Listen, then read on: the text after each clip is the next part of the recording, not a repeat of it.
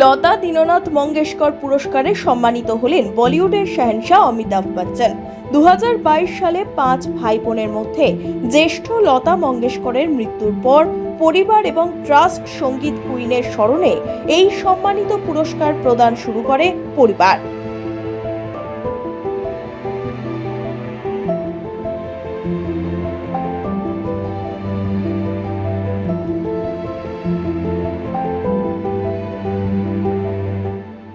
কিছুদিন আগেই খবর এসেছিল যে লতা দীননাথ মঙ্গেশকর পুরস্কারে সম্মানিত করার জন্য অমিতাভ বচ্চনের নাম নির্বাচিত হয়েছে।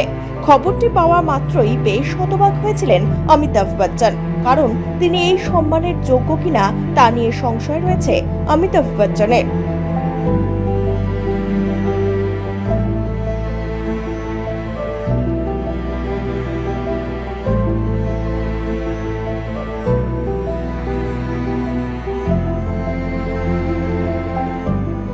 এদিন পুরস্কার গ্রহণের পর এমনটাই বললেন বিগ বি।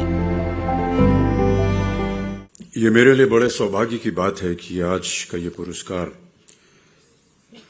मुझे समर्पित किया गया है, लेकिन जैसा कि अभी बताया गया, मैंने सदा अपने आप को इस योग्य नहीं समझा कि इस तरह का पुरस्कार मुझे मिले। हृदयनाथ जी ने बहुत प्रयत्न किया था कि आज मैं यहाँ उपस्थित हूँ, और काफी सालों से उनका ये प्रयत्न था। पिछले साल भी उन्होंने मुझे आमंत्रित किया, और दृष्टता के लिए क्षमा चाहता हूं हृदयनाथ जी। पिछली बार तो मैंने बोल दिया कि मैं अस्वस्थ हूं, इसलिए नहीं आ पाऊंगा। दरअसल मैं स्वस्थ था लेकिन आना नहीं चाहता था, तो अब की साल मेरे पास कोई बहाना नहीं था, इसलिए मुझे स्वीकार करना पड़ा। শুধু অমিতাভ বচ্চনকেই নয়, সঙ্গীত পরিচালক এ.আর রহমানকে মাস্টার দীননাথ পুরস্কার এবং অভিনেতা রণদীপ হুডাকে বিশেষ পুরস্কারে ভূষিত করা হয় এদিন। বুধবার এই অনুষ্ঠানে উপস্থিত ছিলেন উষা মঙ্গেশকর।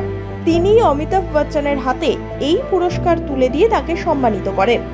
অসুস্থতার কারণে এই অনুষ্ঠানে যোগ দিতে পারেননি লতা মঙ্গেশকরের আর এক বোন আশা ভোসলে। সব মিলিয়ে এদিন জমজমাট ছিল লতা দীননাথ মঙ্গেশকর অ্যাওয়ার্ড অনুষ্ঠান। Bureau report, one India Bangla.